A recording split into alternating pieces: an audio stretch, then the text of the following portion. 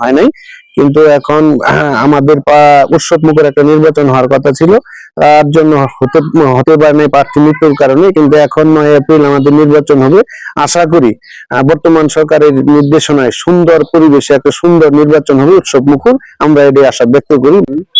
Nuruzzaman bubble তিনি কিডনিজনিত রোগে মারা গেছেন, সেই প্রেক্ষিতে বাংলাদেশ নির্বাচন কমিশন এটা স্থগিত করেছে। শেরপুর 3 আসন, এটা সবাই জানেন, আপনারা সবাই জানেন। তো বাংলাদেশের যে জাতীয় ইলেকশন হয়েছে সেই আনন্দটুকু আমাদের ভিতরে কোনো সাড়া দেয় নাই, আমরা সেটার ইমেজটা আমরা লক্ষ্য করতে পারি নাই।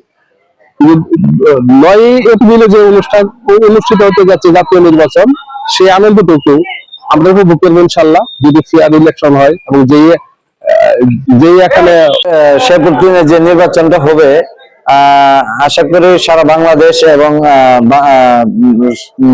বাংলাদেশের সকল নাগরিক এটার উপভোগ করতে পারবে 9 তারিখে, 9 এপ্রিল যে নির্বাচনটা হবে। কারণ বাংলাদেশের মধ্যে দুইটা আসনে নির্বাচন হচ্ছে, শেরপুর 3 এবং বগুড়া 6। শেরপুর 3টা কিন্তু অনেক মানে একটা মানে একদিকে মানে পরিচিতি লাভ করছে, কারণ একটা দুর্ঘটনা ঘটছে, আবার প্রার্থীটাও মারা গেছে। সকল বিষয়ে এই নির্বাচনটা স্থগিত হয়েছে 12 তারিখে, আমরা আনন্দ উপভোগ করতে পারি নাই। কিন্তু আপনার এই 9 এপ্রিল যে নির্বাচনটা হবে, বাংলাদেশের সকল নাগরিকই আনন্দ উপভোগ করতে পারবে এই নির্বাচনটাই। শারীরিক অসুস্থতা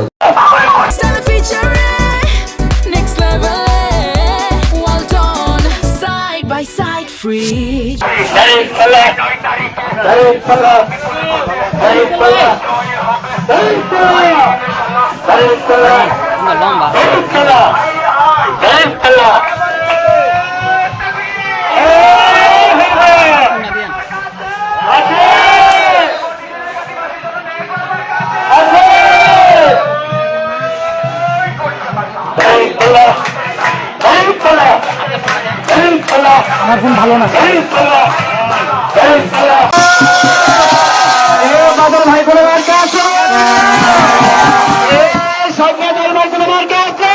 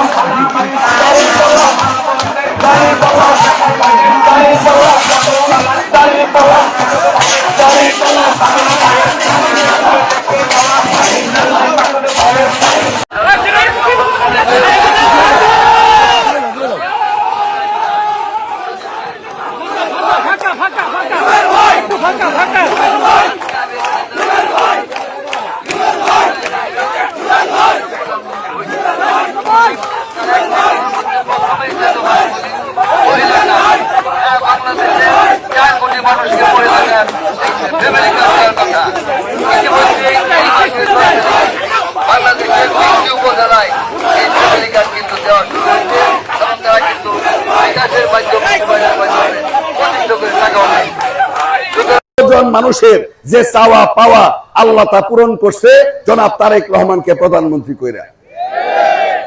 দীর্ঘদিন পরে নলকুড়া মানুষের যে চাওয়া বিএনপি ক্ষমতায় যাক, এটা আল্লাহ এবার এই 12 তারিখে পূরণ করছে, ঠিক না? সম্মানিত এলাকাবাসী, সুতরাং এই উন্নয়নকে যদি আমরা এলাকায় আমাদের নেতা তারেক রহমানের যে লক্ষ্য, যে উন্নয়ন, এটা যদি আমরা পূরণ করতে চাই, এটা যদি এইভাবে যদি এলাকায় কাজ করতে চাই, তাহলে কিন্তু আমাদের এখানে ধানের শীষকে বিপুল ভোটে বিজয় অর্জন করতে হবে।